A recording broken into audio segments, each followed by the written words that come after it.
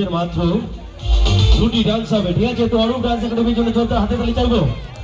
ছোট ছোট বোনেদের জন্য ওরা অক্লান্ত পরিশ্রম করে তোমাদের দিকে এন্টারটেইন করছে, ওদের জন্য চলতে হাতে তালি চাইবো। সবাই মিলে আশীর্বাদ করুন আগামী দিনে যেন ওরা অনেক দূর পর্যন্ত আগাতে পারে। চলুন, আর উলুঘাটা স্মৃতি সঙ্গে জন্য হাতে তালি সবাই।